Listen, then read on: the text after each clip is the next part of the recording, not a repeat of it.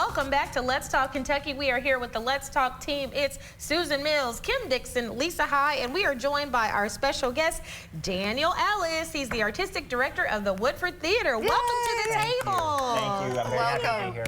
Thanks. We are glad to have you. So you are new in your position. Tell us about that. Yes, so I've been officially in the job for about 2 months, but was moonlighting a little bit before that. Okay. The search began in January, and I am so excited to be part of what I've been calling the legacy of excellence that is Woodford Theater.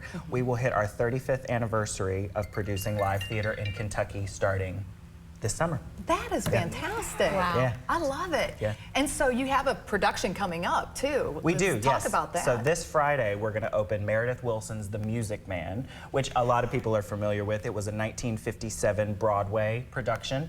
And fun fact of trivia, that production was actually the first Broadway production to win a Best Soundtrack from the Grammy Awards. Oh, I didn't know that. Yeah. That's interesting. I love that. So give us details of folks, we've got it up on the screen here, but give folks details if they want to attend this particular show. Sure. So we will open this weekend and we'll run 2 weekends after that, so a 3-weekend span. Our Thursday, Friday, Saturday shows are going to be at 7:30 p.m. and then we're going to have 2 o'clock matinee performances on each of those Sundays. Okay. So it's a cast of 41 people. That's probably big. one of the biggest casts we've ever had on the stage there, Nice. which is daunting and exciting at the same time. So yeah.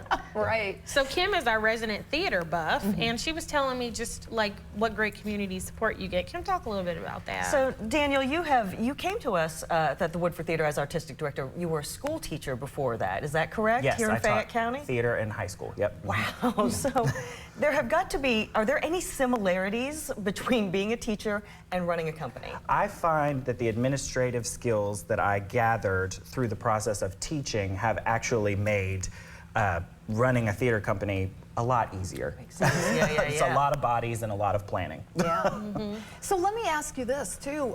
What are your plans moving forward? What would you like to do with Woodford Theater? Do you in like the next 5 years, let's say? So Woodford's mission has always been through education and enlightenment to produce the highest quality live theater experiences for Central Kentucky that they can.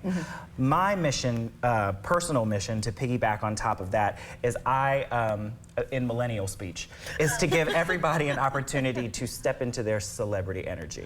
I believe the world would be a better place if everybody heard a round of applause for themselves at least once in their life.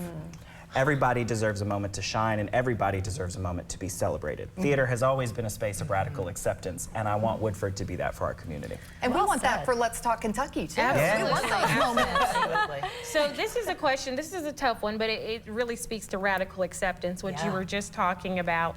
Oh gosh, this is a long question, and they're telling us to wrap up. But one of the things that we saw in this most recent legislative session is they wanted to control how theater is done, saying only men can play male parts, only women can play female parts, and you can't dress in other roles.